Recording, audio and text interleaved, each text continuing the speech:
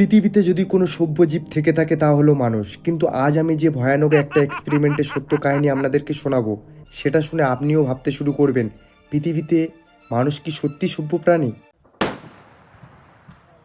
চলুন তার আগে আমি আপনাদেরকে ঘুরিয়ে নিয়ে আসি একটা যুদ্ধক্ষেত্র থেকে। 14ই ফেব্রুয়ারি 2022 রাশিয়ার প্রেসিডেন্ট ভ্লাদিমির পুতিনের নেতৃত্বে রাশিয়া ইউক্রেনের উপরে যুদ্ধ ঘোষণা করে।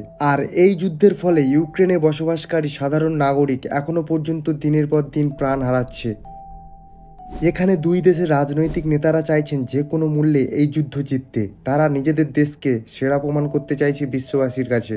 তাদের বিজ্ঞানীরা দিনের পর দিন বিভিন্ন রকমের নিত্য নতুন হাতিয়ার তৈরি করে চলেছে অনবরত। আর এই হাতিয়ার তৈরি করার জন্য বিজ্ঞানীরা বিভিন্ন রকমের এক্সপেরিমেন্ট করে যাচ্ছে প্রতিনিয়ত।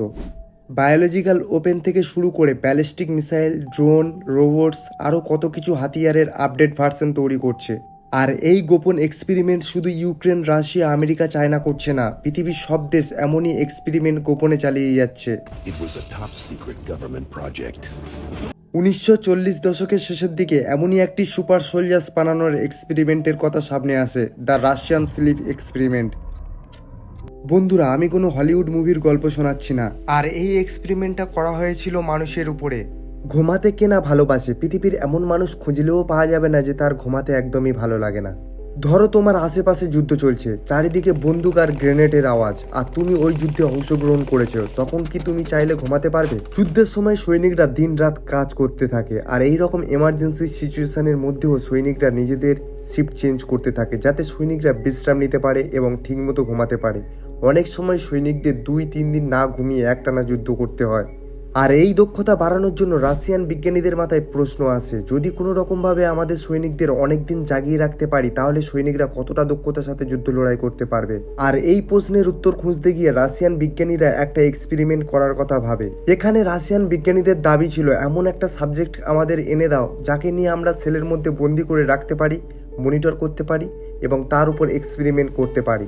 যুদ্ধের সময় এমন সাবজেক্ট কোথায় থেকে নিয়ে আসবে, এমন সমস্যার কথা রাশিয়ান সরকারকে যখন বলা হয়, রাশিয়ান সরকার তখন অনুমতি দেয়। যুদ্ধে হেরে গিয়ে যেসব শত্রু দেশের সৈনিকরা আত্মসমর্পণ করেছে বা বিভিন্ন রকমভাবে ধরা পড়েছে, সেই সব যুদ্ধবন্দীদের উপর এক্সপেরিমেন্ট করো। এরপর বিজ্ঞানীরা যুদ্ধবন্দীদের মধ্যে 5 জন যুদ্ধবন্দীকে বাছাই করে ল্যাবে নিয়ে আসে। তারপর ওই 5 সাবজেক্টকে এক্সপেরিমেন্টাল চেম্বারে আনা হয়। বিজ্ঞানীরা ওই চেম্বারের মধ্যে বই থেকে শুরু করে টয়লেট, বিভিন্ন ধরনের খাবার, সব কিছুর বন্দোবস্ত করে দেয় যাতে এক্সপেরিমেন্টের সময় কোনো রকম ব্যাঘাত না ঘটে। এরপর বিজ্ঞানীরা এক্সপেরিমেন্টাল সাবজেক্টদের বলে যে 30 দিন না ঘুমিয়ে সফলভাবে এক্সপেরিমেন্টটা কমপ্লিট করবে তাকে ছেড়ে দেওয়া হবে। এই বলে ওই চেম্বারের দরজা বন্ধ করে দেওয়া হয়। এরপর বিজ্ঞানীরা পাইপের মাধ্যমে অক্সিজেনের সাথে সাথে অল্প অল্প করে অদ্ভুত একটা ঝাঁঝালো গ্যাস ছাড়তে থাকে চেম্বারের মধ্যে। আর এই গ্যাস এক্সপেরিমেন্টাল সাবজেক্টের নাকে যাওয়ার পর থেকে এক্সপেরিমেন্টাল সাবজেক্টের চোখ থেকে ঘুম উড়ে যায়। প্রথম 5 দিন সব এক্সপেরিমেন্টাল সাবজেক্ট না ঘুমিয়ে খুব ভালোভাবে রুলস ফলো করে, কিন্তু 6 দিন পর থেকে এই অদ্ভুত ঝাঁঝালো গ্যাসের জন্য ওই এক্সপেরিমেন্টাল সাবজেক্টের মধ্যে পরিবর্তন লক্ষ্য করা যায়। ওই 5 এক্সপেরিমেন্টাল সাবজেক্টের মধ্যে এক এক্সপেরিমেন্টাল সাবজেক্ট কিছু সময় পর পর তার সমস্ত শক্তি দিয়ে খুব জোরে জোরে চিল্লাতে থাকে।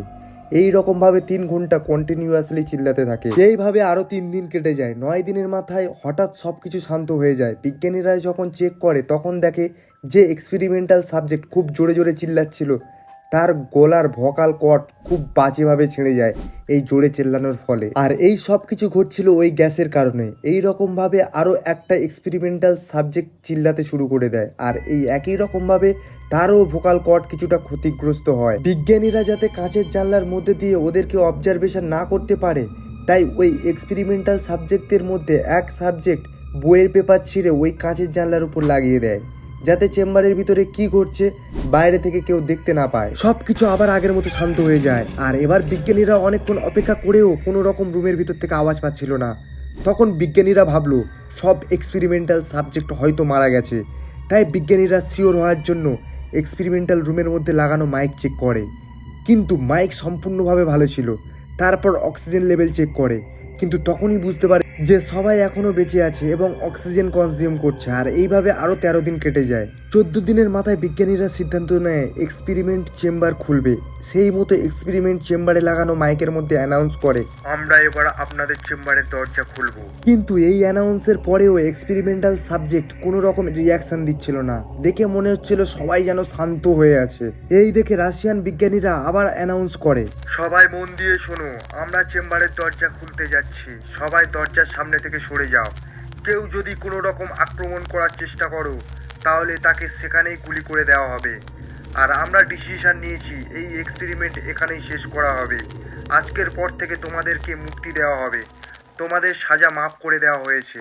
কিন্তু তখনই একটা এক্সপেরিমেন্টাল সাবজেক্ট রুমের মধ্যে থেকে জোরে জোরে আওয়াজ করে বলতে থাকে, আমাদেরকে এমন অবস্থায় রুমের মধ্যে থাকতে দাও, আমরা বাইরে বের হব না, উইদাউট গ্যাসে আমরা বাঁচবো না। এই সব অদ্ভুত দাবি শুনে মনে হচ্ছিল ওই গ্যাস ওদেরকে পুরো নেশাগ্রস্ত করে ফেলেছে। আর এখান থেকেই এই এক্সপেরিমেন্ট একটা আলাদা রূপ নিতে শুরু করে। বিজ্ঞানীরা সিদ্ধান্ত নেয়, যাই হয়ে যাক আমরা চেম্বারের দরজা খুলবো। ফাইনালি বিজ্ঞানীরা চেম্বারের দরজা খুলে দেয় এবং ওই অদ্ভুত গ্যাসের সোর্স বন্ধ করে দেয়।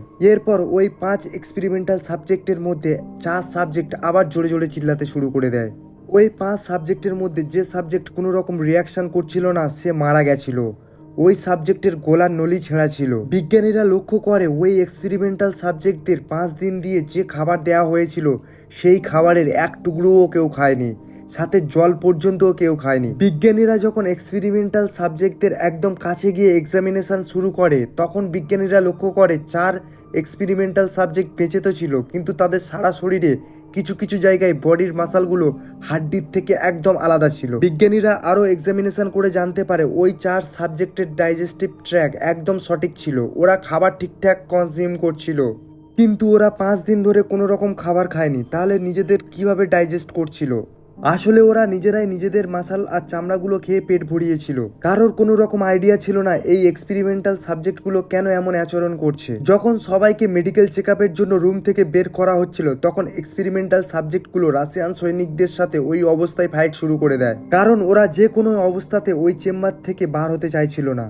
ওরা বারবার বলছিল আমাদেরকে এখানেই এই গ্যাসের সাথে থাকতে দাও। এই 4 এক্সপেরিমেন্টাল সাবজেক্টের মধ্যে থেকে যখন এক সাবজেক্টকে ডক্টরেরা সার্জারির জন্য ওটিতে নিয়ে যায় তখন ডক্টর ওই সাবজেক্টকে অজ্ঞান করার জন্য একবার নয়, দুবার নয়, 3 বারও নয়, ওই সাবজেক্ট 10 বার অ্যানেস্থেসিয়া নেওয়ার পরেও ডক্টরের উপর হাত পা চালাচ্ছিল।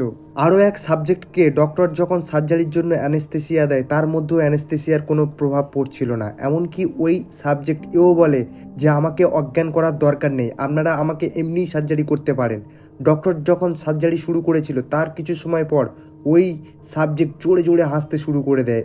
ডক্টরদের স্টেটমেন্ট অনুযায়ী ওই গ্যাস সাবজেক্টদের সাবকনসিয়াস মাইন্ডে এমন প্রভাব ফেলেছিল যে সাবজেক্টদের দেখে মনে হচ্ছিল ওদের শুধু একটাই লক্ষ্য, যে কোনোভাবে নিজেকে জাগিয়ে রাখা। ওই 4 সাবজেক্টের মধ্যে লাস্টে যাকে অপারেশনের জন্য নিয়ে যাওয়া হয়েছিল ডক্টর তখন তাকে মনিটর করে।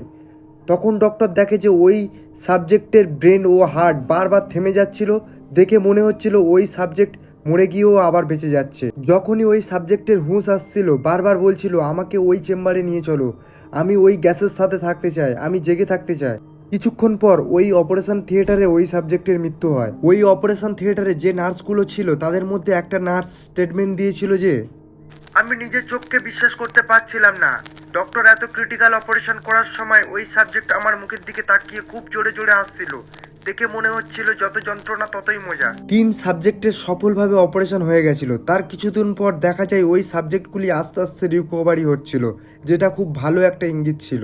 কিন্তু রাশিয়ান জেনারেল আবার অর্ডার করে এই এক্সপেরিমেন্ট আবার শুরু করা হবে। সেই মতন ওই 3 সাবজেক্টকে আবার ওই চেম্বারে শিফট করা হয়। ওই 3 সাবজেক্টের মধ্যে এক সাবজেক্ট ওই গ্যাসে সার্ভাইভ করতে ব্যর্থ হয়। এই দেখে রাশিয়ান জেনারেল ও সায়েন্টিস্ট ওই চেম্বারে প্রবেশ করে। এবার রাশিয়ান জেনারেল বলে ওই 2 সাবজেক্টের সাথে তোমাদের মধ্যে থেকে 3 সায়েন্টিস্টও ওই চেম্বারে প্রবেশ করবে।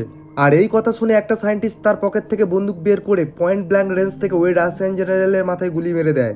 এই দৃশ্য দেখে ওই এক্সপেরিমেন্টাল সাবজেক্ট খুব জোরে জোরে হাসতে থাকে। আর এই দেখে একটা বিজ্ঞানী তাদের হাসি থামাতে আদেশ করে, কিন্তু বিজ্ঞানীদের আদেশের পরেও ওই সাবজেক্টগুলি আরও জোরে জোরে হাসতে থাকে। এবার একটা বিজ্ঞানী একটা সাবজেক্টকে প্রশ্ন করে তুমি কে, আর তখনই ওই সাবজেক্ট উত্তর দেয় we are the demon inside you, তোমার ভিতরে যে শয়তানটা আছে ওটাই আমি, যে শয়তানকে তুমি ভয় পাও। সব সময় যখন তোমার মনে হয় ওই অন্ধকার জায়গা থেকে তোমার উপর শয়তান নজর রাখছে, হ্যাঁ আমি ওই শয়তান।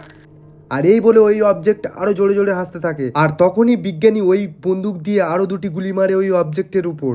আর এইভাবে ওই এক্সপেরিমেন্ট এখানেই শেষ হয়ে যায়। তো বন্ধুরা, আপনার কি রায়? কি মনে হয় পৃথিবীতে এমন এক্সপেরিমেন্ট রাশিয়া করেছিল? নিচে কমেন্ট করে অবশ্যই জানাতে ভুলবেন না। আর এখনকার মতো টাটা, দেখা হচ্ছে পরের ভিডিওতে।